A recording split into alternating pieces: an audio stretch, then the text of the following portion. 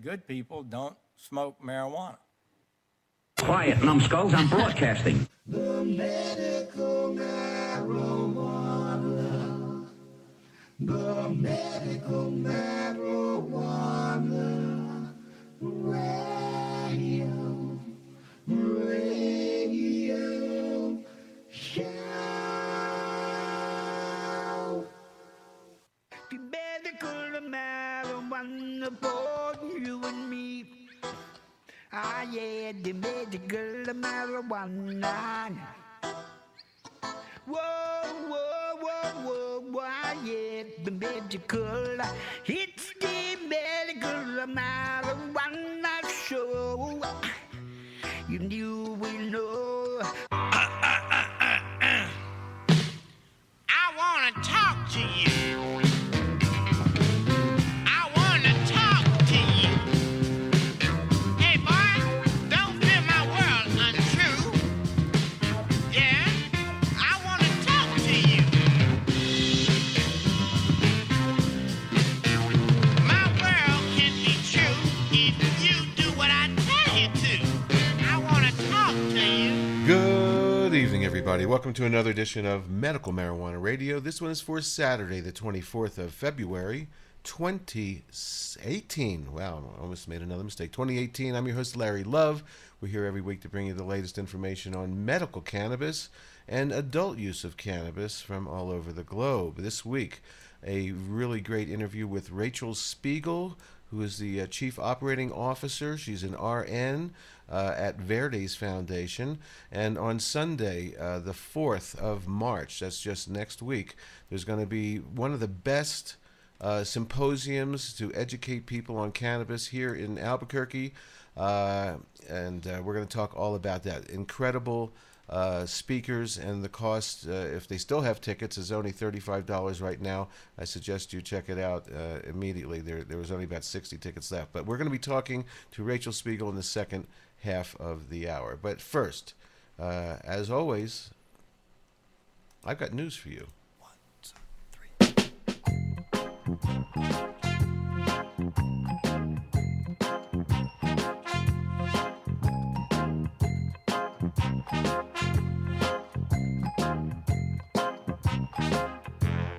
I've got news for you. So one piece of news that just came in the other day, and no one has really, I've heard conflicting opinions and no opinions on this, is GW Pharmaceuticals cannabinoid drug fails a mid-phase epilepsy trial.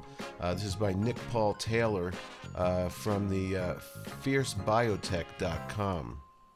GW Pharmaceuticals GWP 42006 has failed to outperform placebo in a phase 2A focal seizure trial. The setback wiped 5% off of GW's stock and dented the prospects of the cannabivaron candidate. Now that's one of the cannabinoids isolated in cannabis. Investigators enrolled 162 adults with inadequately controlled focal seizures and randomized them to receive this GWP 42006 or a placebo. They designed the proof of concept trial to assess whether this product cuts the frequency of seizures. A positive outcome would have boosted GW's hopes of developing drugs based on cannabivaron and different cannabinoid used in the lead asset of Epidiolex. So it's a long article. Well, it's not that long, but there's articles about this out all over the place.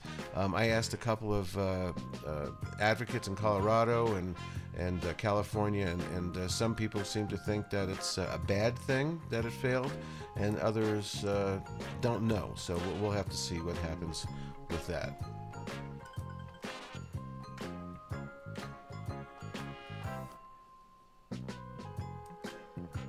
All right, next up, one of our frequent guests, Regina Nelson, was on her way from Colorado to Oklahoma. And she and her crew were arrested in Oklahoma. They were going to a symposium there where she was speaking. Actually, I think she's speaking today. Colorado medical marijuana advocates arrested in drug charges in Oklahoma. McAlester, Oklahoma, a medical marijuana advocate from Colorado, is facing a felony drug charge after Oklahoma traffic stop. The McAllister News Capital reports Regina Nelson of Boulder, who I love and is my friend and is an incredible advocate and educator, faces 1 count of marijuana possession and with intent to distribute. Nelson's adult son, Brian Elliott Laufenbert, 24, and a fellow advocate, 52-year-old Michael Browning, also were arrested Sunday after Oklahoma Highway Patrol stopped them near McAllister. So they were all released on bond and have pleaded not guilty. Court paperwork says the troopers stopped the vehicle for failing to use a turn signal. Well, that sounds like BS. A search found 4 joints, 11 containers of what appeared to be cannabis leaves, oil capsules, and some hand cream. McAllister attorney Brecken Wagner is representing Nelson and says that she was targeted for a Colorado license plate.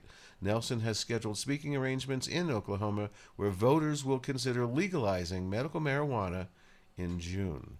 What a waste of time and money. Legalize it.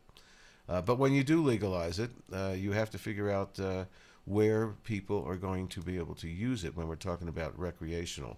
So lots of consumption cafes are being licensed and so forth. But in Denver, Tetra 9, a members-only pot lounge, opens this week in, I guess, a district called Rhino, R-I-N-O, or Reno.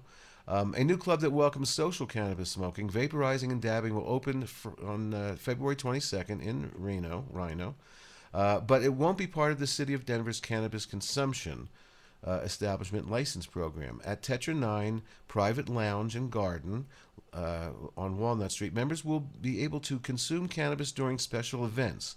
The place will also be available for private parties where invited guests can do the same.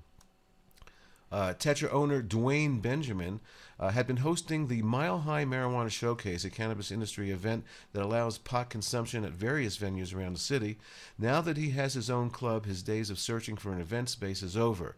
It's hard to find a socialized or a nightlife experience within the marijuana community, Benjamin explains. We want to provide more than vendor events and small consumption spaces. So he's sort of bucking the system over there, and I guess they've got their eye on him. I'm not sure, personally what the private club thing is, but that has seemed to work for a bunch of years now. There's been private clubs and dab clubs for a long time. Let's see. Moving over to some good news, which we all know, but we want to tell people about it every time something new comes out. Medical pot laws don't increase a teen's recreational use. This is a study from researchers at Columbia University's Mailman School of Public Health, analyzed 11 separate studies dating from 1991, publishing their findings Thursday in the journal Addiction. For now, there appears to be no basis, there's lots of bias, no basis for the argument that legalizing medical marijuana has increased teens' use of the drug, said Dr. Deborah Hassan, a professor of etymology. Okay, I screwed that one up. Sorry, folks. At Columbia's Mailman School and senior author of the study, said in a press release in examining 2,999 papers from 17 literature sources, researchers found no significant changes, increases, or decreases in adolescent recreational use after medical marijuana laws were enacted. That's good news. Interesting news, good for some people and good for the users, but not good for the business, the growers. Marijuana prices in Oregon have dropped to below $2 a gram. And this is from ArizonaMarijuana.com. This is written by Angie Jackson from World Marijuana News. Retail and wholesale prices of marijuana in Oregon are tumbling as more producers and recreational marijuana shops enter the industry. The biggest thing is just competition, says Josh Lerner of the Oregon Office of Economic Analysis to the Register Guard. That's a newspaper. As we get more stores, as we get more growers, as we get more processors, it becomes price competition. Prices start to fall, particularly when supply is outpacing the demand or supply is ramping up faster than demand is growing. So that's good news. $2 a gram? Wow. $56 an ounce. You certainly could make some good FICO by buying some product at that price. And once again, back to the consumption situation. The state of Maine has legalized for adult use, and for some idiotic reason, the committee has voted to strike cannabis social language clubs from the implementation of the bill. So they're going to have a bill there where no one's going to be able to smoke in any kind of a public place, which people need to do, because when you visit these states, you have to have a private place. So consumption lounges are certainly needed. Okay. Here's a short clip, but a good one for those of you with diabetes or on the borderline. Study showing that cannabis may lower the risk for diabetes. It could be the new diabetes drug. A K2 medical alert: looking to ward off diabetes? You might try lighting up a joint. New research published in the American Journal of Medicine found a link between marijuana and blood sugar control. Weed smokers in the study had lower levels of insulin resistance. High resistance can lead to diabetes. The pot users also had smaller waistlines. That's another positive, because weight around the middle can indicate or be a precursor to diabetes. Scientists say the receptors in the brain triggered by marijuana may speed up metabolism. So we look forward to more studies on that, and the implementation of cannabis as a diabetes drug, or to keep people from going into that diabetes syndrome. About 5 years ago on this show, I predicted that Las Vegas in Nevada was going to be one of the biggest adult recreational destinations in the world. People will be flying in from all over. But, you know, there are rules. You cannot cross state lines. You can't bring it home with you. So at McCarran Airport, they have amnesty boxes for travelers to discard their illegal drugs instead of bringing them on the plane. So here is this. Marijuana is legal in the state, but not at McCarran International Airport. To help flyers avoid breaking the law, a number of these green bins are now outside to encourage people to dispose of their pot or other substances before they enter the premises. 8 News Now reporter Kristen Drummond is live at the Terminal 1 concourse with more on these amnesty boxes that were just recently installed. Kristen? Well, Denise and Brian, you can't miss them. They're the size of trash cans and Kelly green.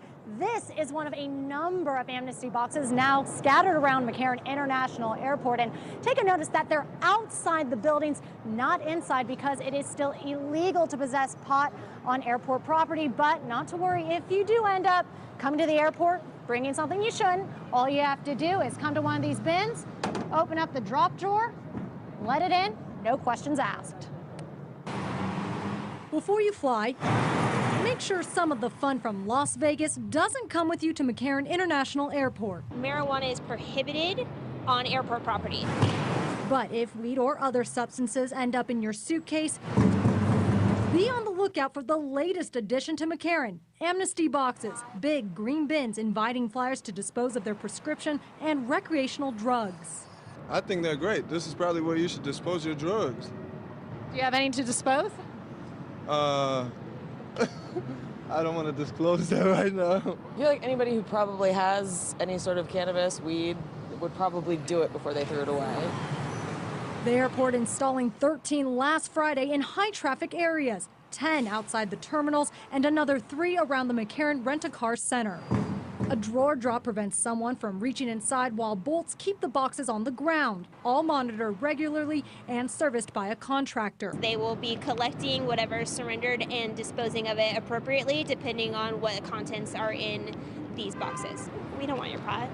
Leave it somewhere else. That'd be fine. Changing guidelines surrounding weed at the airport led to this response. In October, a county ordinance officially banned possessing marijuana, cannabis, or THC on Department of Aviation-owned property. You could face a citation fine, or you could face arrest depending on what those amounts are. And it's still illegal to carry across state lines. So being a federally regulated industry, we want to make sure that we are more than compliant with their standards.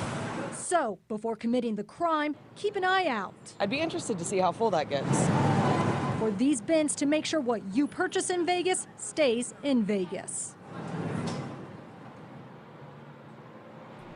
Okay, so the Department of Aviation plans to install another 7 of these green boxes at Henderson Executive Airport, North Las Vegas Airport, and on the West Field where the private planes land, totaling 20 of these amnesty boxes scattered around, and of course, more may come into the future. Denise?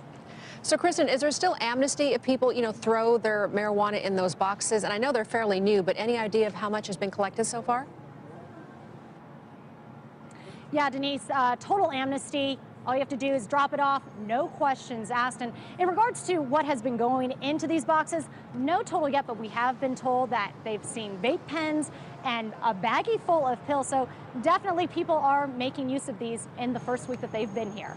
Very interesting. And gosh, more than 20 of them all across the valley. All right, Kristen Drummond, thanks for that.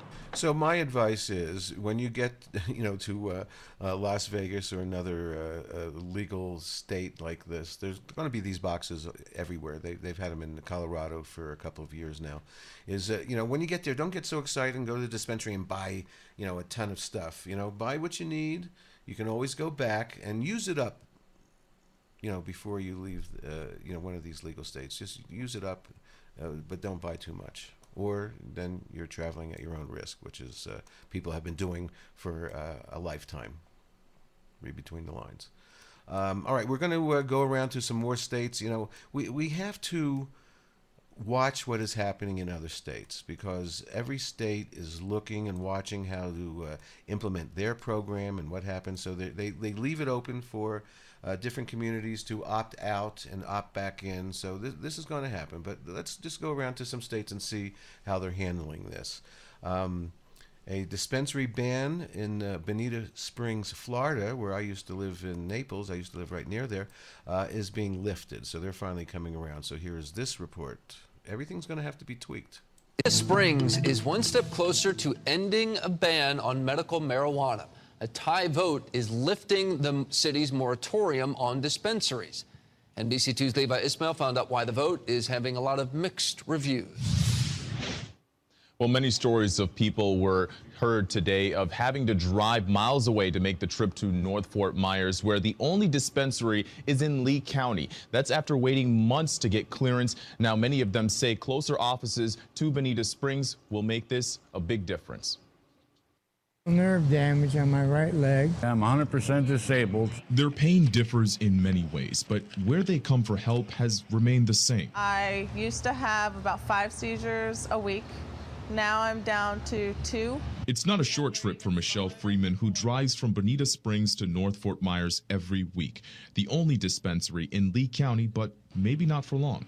They should do it all over the state and make everything legal. Well, at least in Bonita Springs, a tie vote at City Council Wednesday means lifting the ban on dispensaries within city limits. An expansion of services, some say, couldn't come soon enough. I'm on opiates and I want to get off opiates. I've been on them too long. You'll only find marijuana in the pill, oil, and vapor form at any Florida dispensary, but some still have their doubts. I just believe that this is being totally abused. It's an argument that gave many cities in Florida reason to pause and issue moratoriums of their own. I don't believe that every single one of them needs marijuana for pain relief.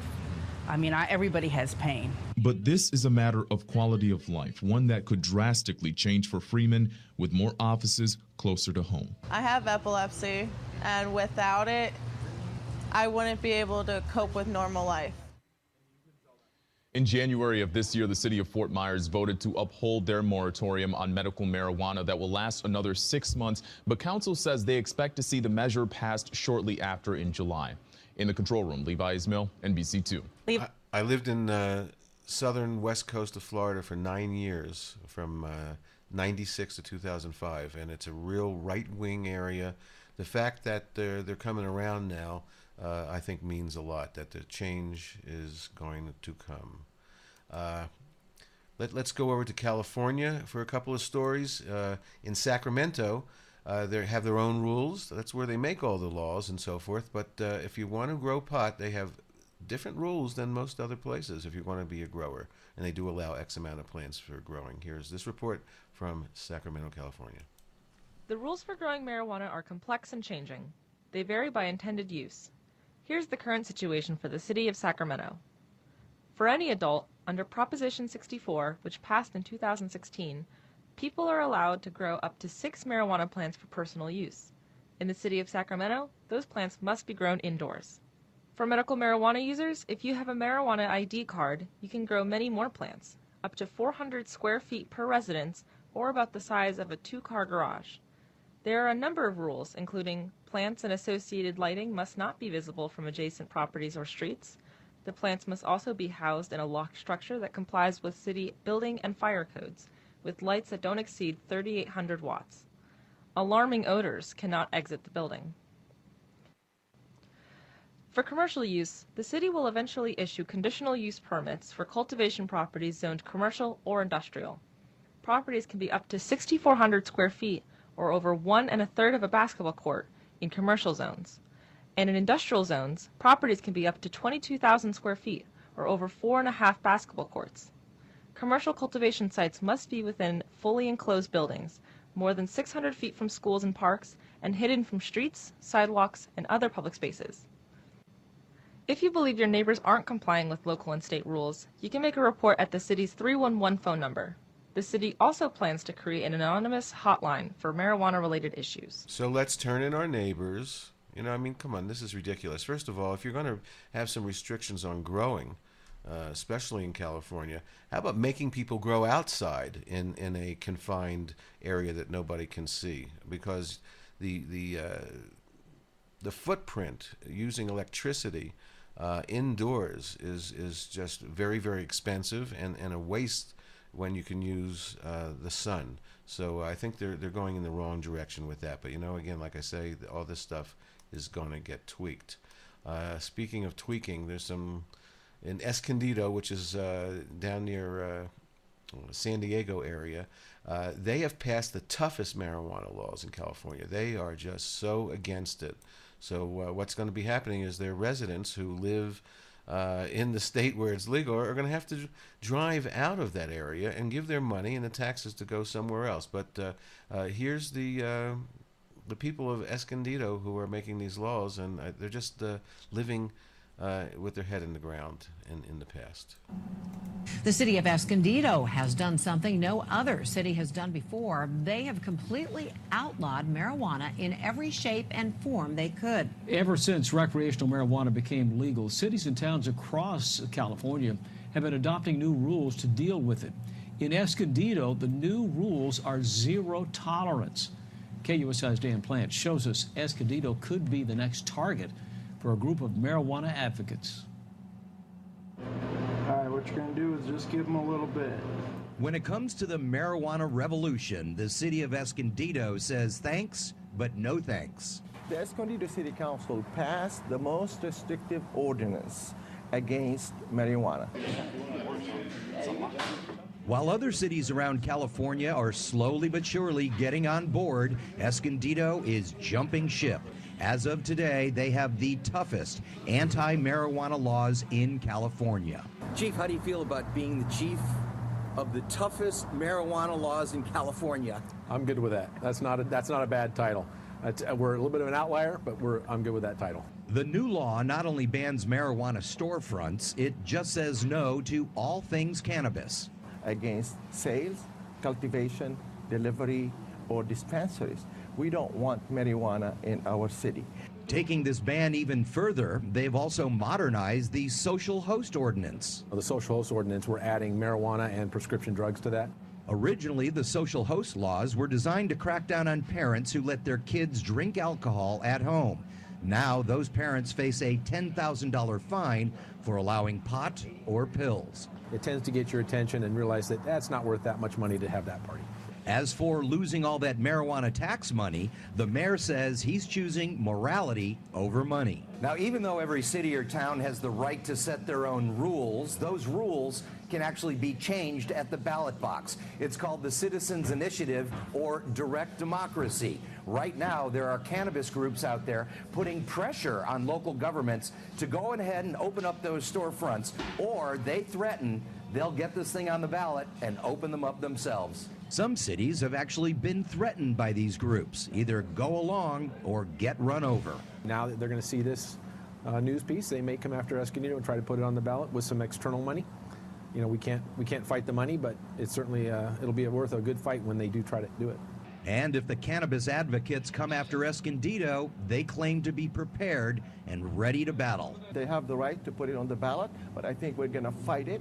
5 council members unanimously oppose that, and we're going to continue to fight it, work with our police and the chief to make sure our community is safe. One thing that cannot be changed, every person in California can grow 6 pot plants and possess an ounce of marijuana. That is the statewide law, and no local government can change that. In Escondido, Dan Plant, KUSI News. Dan Plant, what a great name for a cannabis reporter. Anyway, yeah, you can grow, what they say, 6 plants, no matter what, even if the city is banning it. So they've got some things to tweak out and work out. All right, before we take a break and talk to Rachael Speegle from Verdes Foundation about the Cannabis Symposium, we have one more story. We have to play some negative type stories sometimes just to be fair. KOLD in Arizona has investigated what they're calling concealed cannabis, which is changing the way people use it. What they're talking about really are vape pens and kids. So here's this from KOLD Arizona. I like it. It gives me a very calming, very numb feeling. It's the new way of doing drugs, and it's gaining in popularity. It is so discreet. Your teen could be doing it right under your nose, and you might not have a clue. Our Wendy Redmond is here to explain what every parent should know about concealed cannabis in a story you'll see only on KOLD News 13. Some teens are now choosing to vape marijuana. For the first time, we can tell you just how many are doing it. What we can't tell you is what exactly it's doing to their bodies. David Terry vapes marijuana. At 24, he has his medical marijuana card, but he started out smoking recreationally as a teen. Back in the day, it was like, go home down the street, smoke a joint, and then walk into your mom's house. Mom's like, hey, you smell like weed, get the out of my house. Now he says it's a whole new world. Just vape their pen real quick and go inside mom's house and... Do you think they could do it in their bedroom with mom and dad home and they have no idea? Probably. That's because he says vaping doesn't have a strong smell. I use wax right now, so this will smell. But the actual oils, it's like an oil in a way, that one really, they're really discreet. He adds vape pens are also easy to hide. 2 big reasons he thinks so many teens are doing it. In fact, a new study shows 1 in 10 seniors in high school vaped marijuana last year. This is the first national study of its kind to keep track of teens specifically vaping the drug. How do you think so many young people who are still teenagers are able to get their hands on it so easily? Yeah, it's pretty accessible. Smoking cannabis and vaping cannabis may give you a lot of the same effects. However, the products themselves are very different. Your flower actually just sits right in here, and you have a heating element that sits inside of it. Brian Ward is the CEO of Prime Leaf in Tucson. While he deals with medical cannabis, he is an expert on what's in the oils, waxes, and other products. To make that a vaporizable product, they have to usually add additives to it. And the most common additives that were added in the very beginning are petroleum-based. He says some prefer to stay away from additives like butane and vaporize the flower itself. You are actually extracting all of the active ingredients within the flower or any product without burning it. Ward warns the products he has in his medical cannabis shop aren't necessarily anything like what you'll find on the streets. Terry agrees. Streets, you don't even know. You just buy the weed and you know it's gonna get you stoned. But what does vaping marijuana do to the body? Is it safer than smoking it? For that answer, I went to Dr. Emil Inabe at Pima Pain Center. Vaping is in its infancy, and we don't have any long-term studies that show, is it really safe? We're probably not going to know until another 10, 20, 30 years. Another medical concern, dabbing. With dab pens, teens vaporize highly concentrated marijuana. It wasn't really known that you could overdose on marijuana, but that's not the case with dabbing. And the reason why is because it's basically a home experiment. People pass out. There have been reports of people, getting skull fractures and losing their teeth. When it comes to marijuana, Dr. Anabe stresses medical and recreational are two totally different things. When it comes to your teen vaping, he's concerned about possible future health issues we haven't yet discovered. What would you say to kids watching this who are thinking about vaping marijuana for the first time? Don't do it. Don't do it. Dr. Anabe urges you, if you haven't already, talk to your teen about vaping marijuana. He says if you don't, their friends likely will, and those friends may just be trying it. Wendy Redman, KOLD News 13, live, local, late breaking. All right, thank you, Wendy. So, the men and women. You and I know, because you're, my loyal listeners, that vaping is actually purer than burning and combusting cannabis. Now, there are two different effects and so forth, but I can't see how vaping is going to be bad for anybody, considering that Israel, whose Professor Meshulam has been studying this plant for 65 years, they are allowing in the hospitals people to use bagged, vaporized cannabis in the hospital. We'll be right back with Rachael Speegle. We'll talk about the symposium, and we have an interesting conversation about CBD. Is it legal? Is the Department of Health causing problems in New Mexico with that? We'll be right back after this. It's all about the 420 MMJRadio.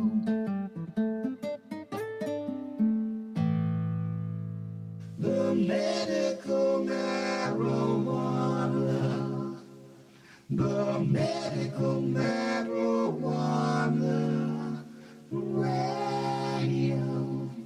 Radio show. Hi, this is Grace from Organica. You're listening to Medical Marijuana Radio. And we're back. And once again, I'm really happy to have Rachael Speegle online. Rachael is the Chief Operating Officer of Verdes Foundation, one of the producer growers here in New Mexico. And they're holding a conference, sponsoring a conference along with some other nice people. The New Mexico Medical Conference, which is the 2018 conference that's going to be held Sunday, March 4th. That's next week from 10 a.m. to 5 p.m. in Albuquerque. Welcome once again, Rachael Speegle. Thank you. Thanks for having me. So tell us about your conference. I'm really happy that the cost is very nominal for people to be able to afford to hear these great people. There's a lot of conferences all around the country where they charge hundreds of dollars a person to hear these same people. So tell us about the people that you've chosen to come and speak and educate the people of New Mexico. Absolutely. We're really excited to bring these presenters here to New Mexico and bring access to education to our New Mexico community. The nurses at Verdes travel every year to go hear these speakers talk around the country. And like you mentioned, we spend thousands of dollars every year to go collaborate and to acquire this knowledge, and we wanted to make it more accessible for our community. So the speakers that we have gravitated to the most in the past are the ones that we've decided to bring, and they include Dr. Deborah Kimless. Dr. Kimless is a board-certified anesthesiologist out of Maryland. Bonnie Goldstein, who is a physician in Los Angeles and is the medical director of Canna Centers in California. Dr. Justin Sulak, who is a clinical cannabinoid medical practitioner, and he operates out of Vermont. And then Myra Gordon, who spoke last year and is back by popular demand because our attendees were so taken with her ability to speak in a way that breaks down more technical terminology and makes it really available for the average listener to take away some really good knowledge and apply it to their own life. And she's actually a former patient or an ongoing patient, right? She's had some issues that cannabis was working great for? So yes, she was an engineer and then found that cannabis was able to resolve some of her very complicated medical history and gave up her work with a Fortune 500 company to create products that were more accessible and that are consistent in their dosing. And she really works a lot with children in her community and has been able to create dosing protocols that we utilize at the Verdes Foundation. So, will anyone be covering, the CBD and how that is helpful to patients with or without THC along with it? Is someone going to be speaking on that? I believe that I have to look again at the full rundown, but I believe that Mara Gordon is going to be talking about whole plant extract. And I know that that doesn't necessarily pertain just to CBD products, but it is part of the CBD controversy right now of looking at CBD extracts and the whole plant versus an isolate, which is a pure form of CBD that leaves out a lot of the other components. And even though she's going to be speaking more about it on the THC side, specifically in its relationship to the treatment of certain types of breast cancer, I think that the application is more broad than just that, and it allows us to start the conversation about what are all these different products on the shelves and how do they attend to different patient needs in different ways. Right, and of course, with CBD, it's really about where it's being sourced from and how strong it is. There's a lot of product out there that is a little light on strength, I think, and a little expensive on price. So it's for people that are into CBD. I hope that they will go out and research where to buy their stuff from. Are you carrying CBD at your Verdes Foundation dispensary? We do. We carry one type of CBD product. We carry CBD products that we grow ourselves from strains such as Harlessu and Charlotte's Web that are part of our 450 plant count that we grow for our patient community. We also supplement that with a small farm outside of Durango, Colorado, that grows CBD in an ethical, sustainable manner, and we support them by buying kilos of their CBD product after vetting their agricultural practices, because that's our biggest concern actually, is making sure that these products don't have contaminations, aren't grown in a heavy metal environment, and are being tested and are safe for some of our most vulnerable patients in our community who are using the most product. So we do carry that as well. Besides that, we focus more on our THC CBD products. Right. Well, together they work just wonderfully, and for some people who can only have access to CBD with the under 3% THC, it does do some good work for them. But there's people in other states that can't get the whole THC CBD experience, so to speak. It's true. And if I could just say one more thing about that, it's been really difficult for us to turn CBD patients away who don't have medical cannabis cards because they don't have access to the program. And we've been asked by the Department of Health and required by the Department of Health to not sell CBD only products to the public because we fall under the Department of Health's jurisdiction, and CBD is considered a federally illegal substance that the DEA can seize at any time. So the DEA is all these CBD stores that are popping up around New Mexico are under the DEA jurisdiction, whereas the cannabis producers are under the Department of Health jurisdiction. And what that means is that patients sometimes have access to product, but without the education to go with it. So do you think the our medical program here, the Lynn and Aaron Compassionate Use Act, do you think there should be some changes to have CBD in the law, in the act, so to speak, or I don't understand. I mean, it's cannabis, so I'm not really getting why the Department of Health here is trying to regulate something that is available to the public over the internet and all over the world, and by telling you, who have a license to distribute cannabis medicine, not to sell straight CBD. It makes no sense to me, and I'm not aware of that until you just mentioned that. Yeah, we actually had to sign an attestation for the renewal of our licenses, attesting that we would not sell CBD products that have no THC in them to non-cannabis cardholders. And that really was a difficult burden for us with nursing services, because our nursing services are the access point for connecting the community and educating the community to certain safe, efficacious products that don't require the cumbersome activity of being enrolled in the New Mexico cannabis program.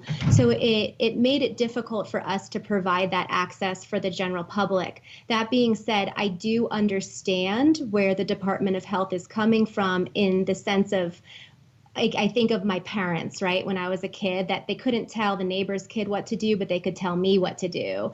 And so since I am the Department of Health's kid and I serve at their pleasure, it is up to them to regulate us as they see fit. And considering that CBD is a federally illegal, is a Schedule I, that's the ridiculousness of this, is that if people want laws to change, they have to fight in a legislative process. They have to understand that this is happening on a federal level, and every time they circumvent that law and they get access to a product without actually fighting the fight that needs to go with it, they're maybe gaining access for themselves, but not for their community. So I understand that we need access for ourselves or for our loved ones, but at the same time, write your local legislature a letter, write your council members even a letter, write your state representatives a letter, advocate for what it is that you have access to, and advocate for the expansion of that access.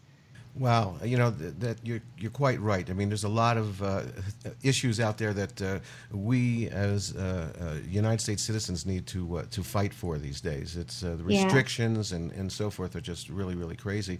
So on Sunday, March 4th, from 10 a.m. to 5 p.m. at the National Hispanic Cultural Center, you will have these Bonnie Goldstein and Deborah Kimless and Mara Gordon and Dr. Dustin Sulak speaking. Now, Dr. Sulak will be speaking about cannabis, a solution to the opioid epidemic, and of course that's something that people know from all over the world, that in states that have legal cannabis have 25% less opioid addiction problems, and the rates have been dropping. So our medical cannabis medical board that goes over this stuff, we've been trying, and they have said, yes, we want to have opioid, not abuse, it's addiction disorder. Addiction disorder. Yeah. Anita Briscoe and others have been, and the docs with like over 100 years worth of medical practice have said, yes, we think this is going to be beneficial to New Mexico, who has, like in Espanola, one of the biggest heroin and opioid, but yet the Department of Health and the attorney that runs makes these decisions says no. And of course, this last legislative session, there was bills and memorials brought up to try to get this on. So we're really fighting a brick wall here, and I hope that things do turn around. Now, Dr. Sulak will be speaking about the opioid epidemic. Do you have any ideas? Have you heard him speak about this before?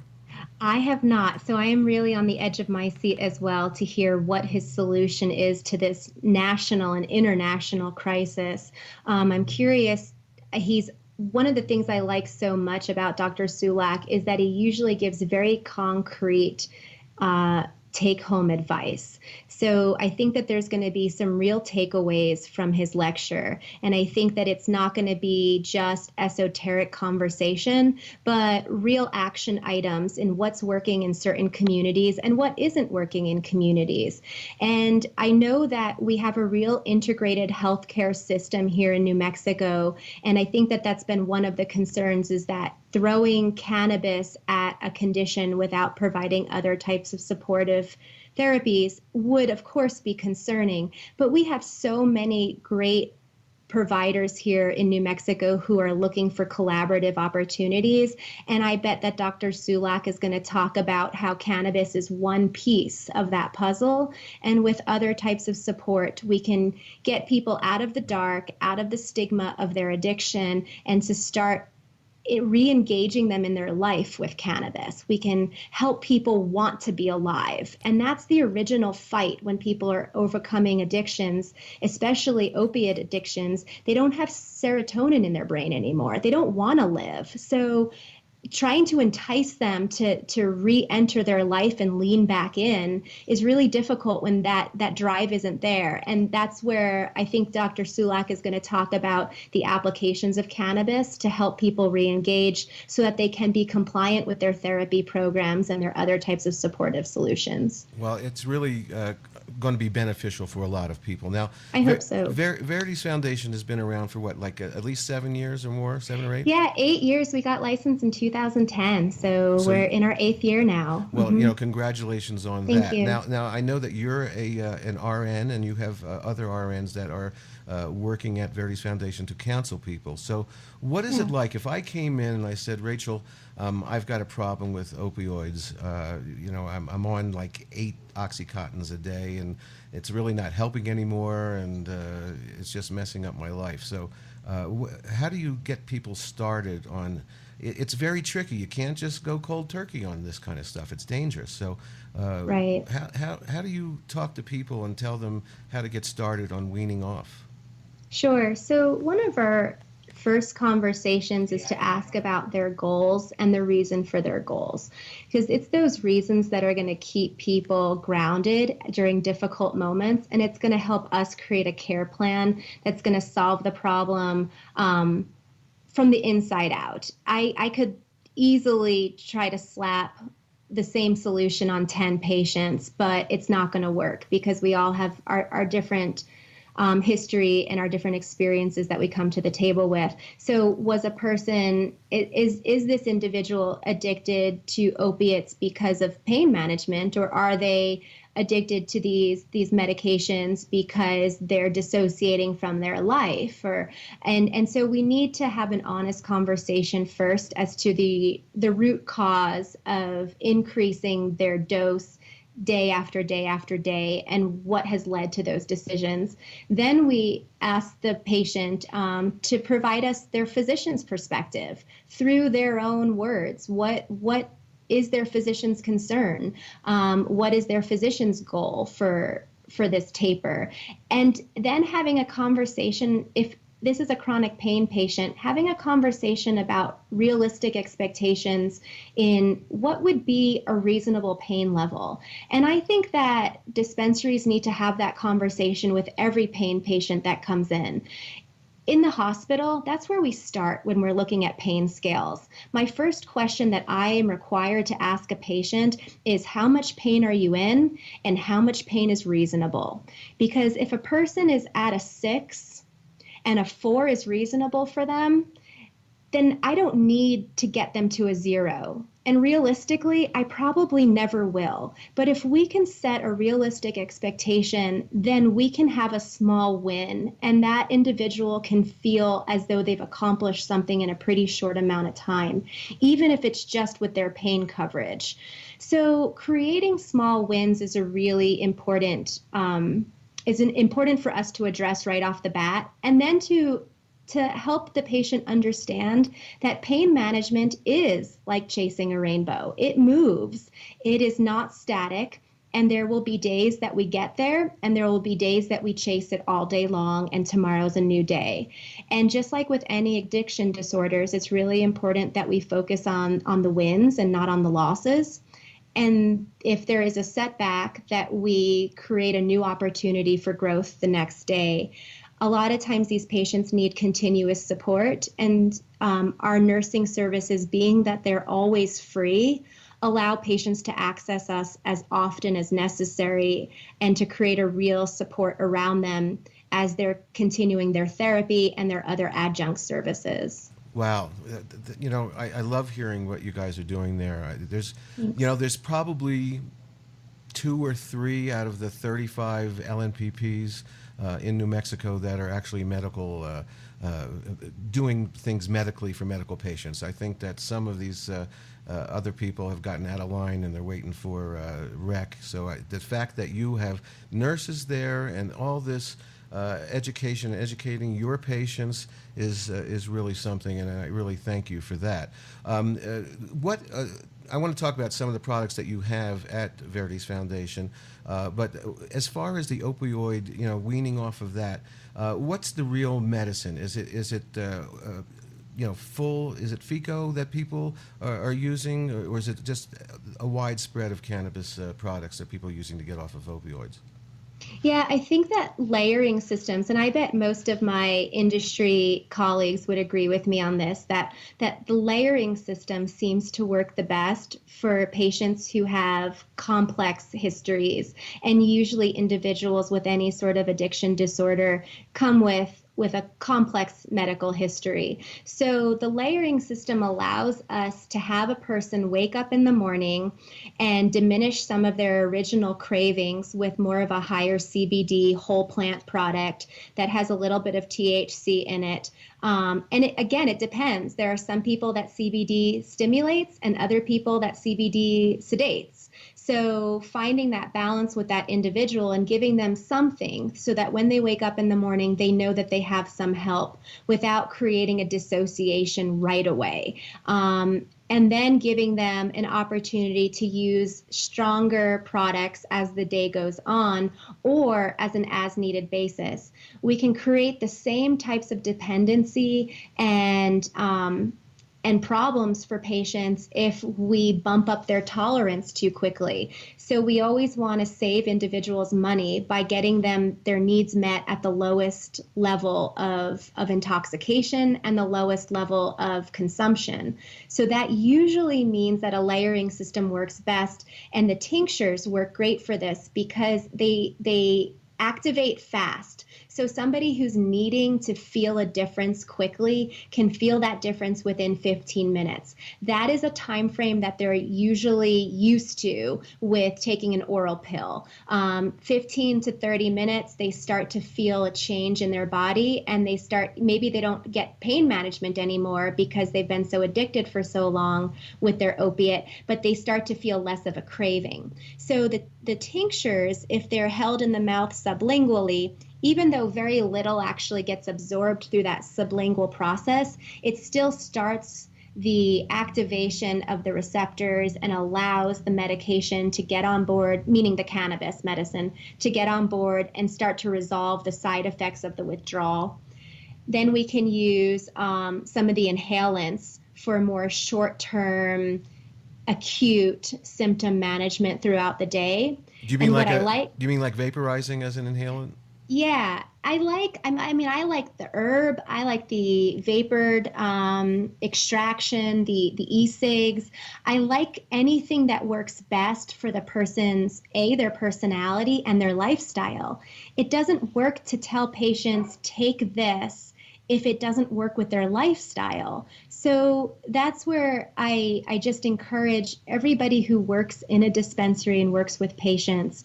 The skill that you have to hone is your listening skill. You need to be good at listening to your patients and to not try to talk them out of what they're telling you they need, because they're going to leave the dispensary and feel uncomfortable with the advice if you don't listen to them, and they're not going to be compliant with what you're trying to accomplish with them.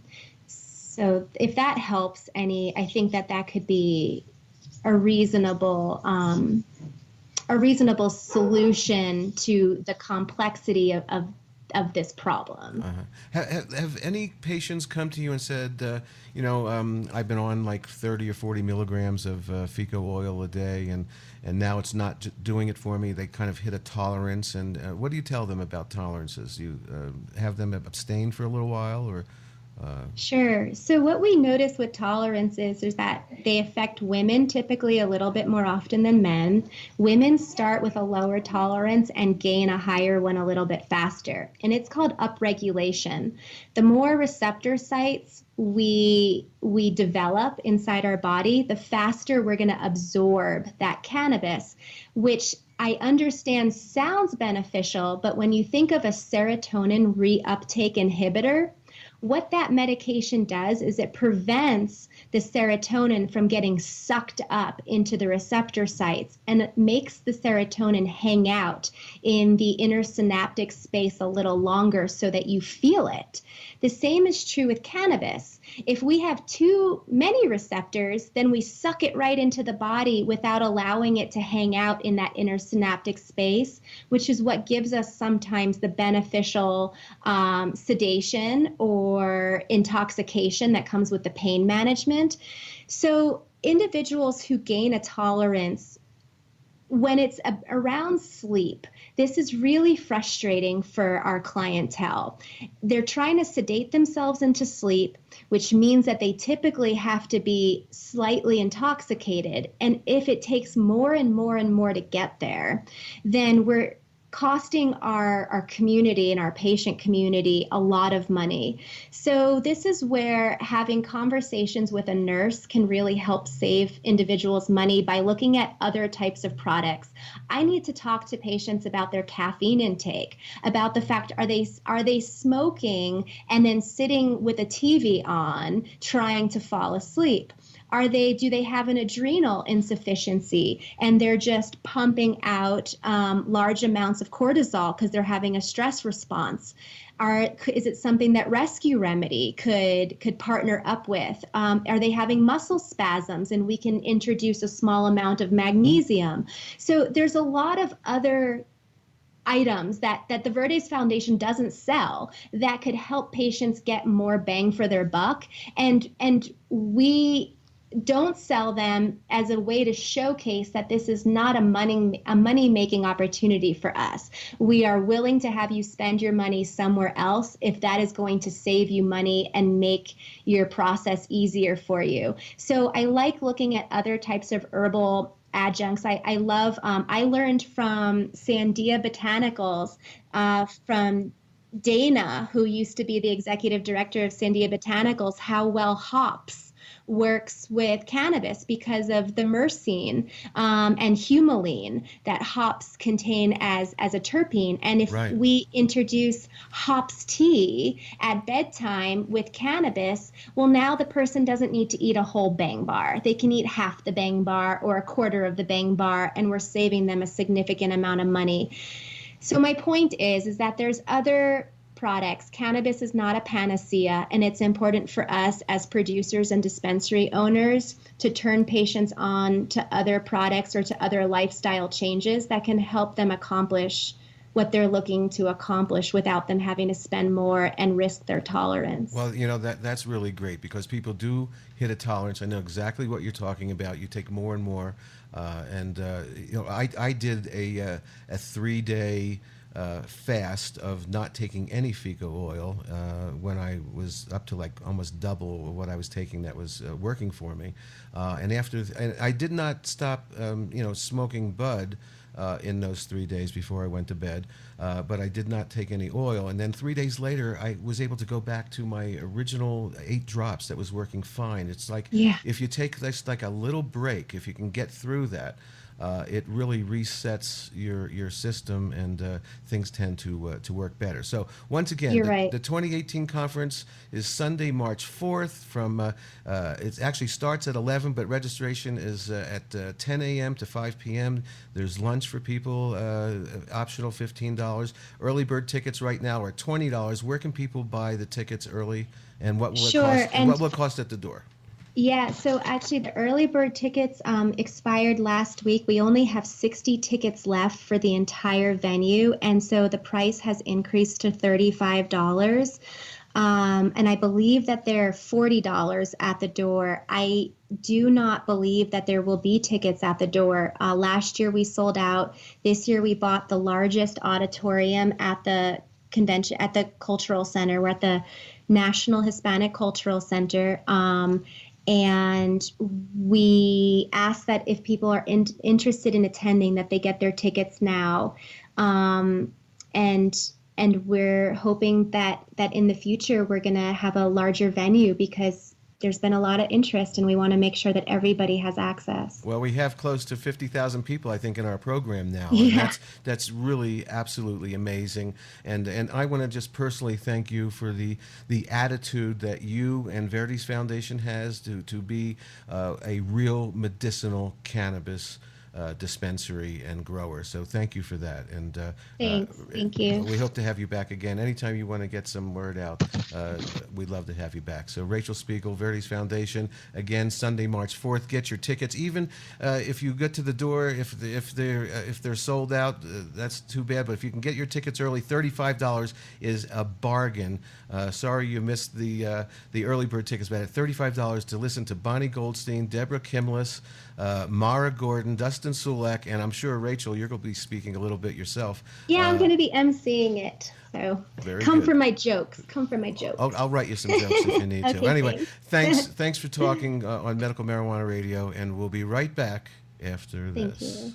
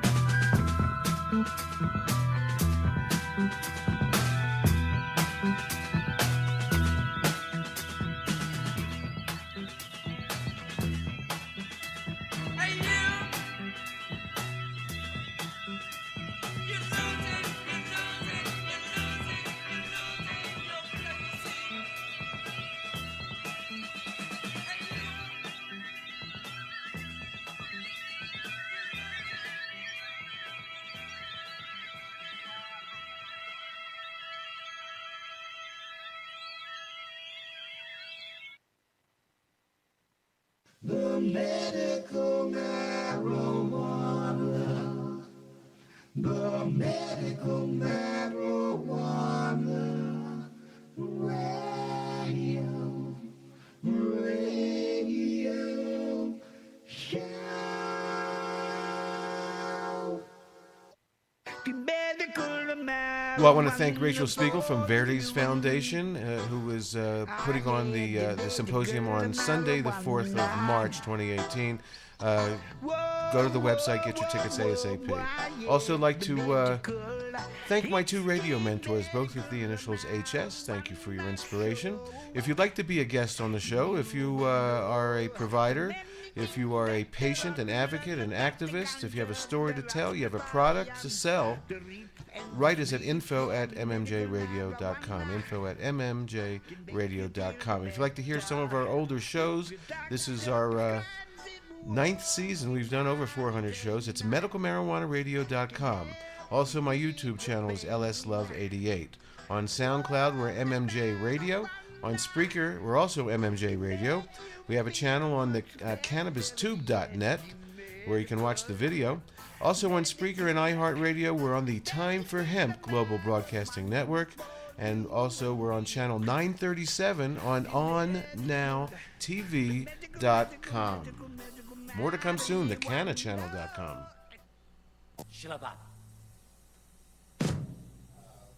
Shalom.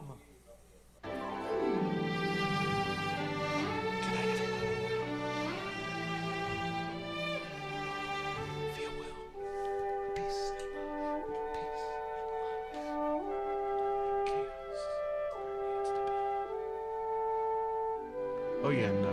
Fuck Trump.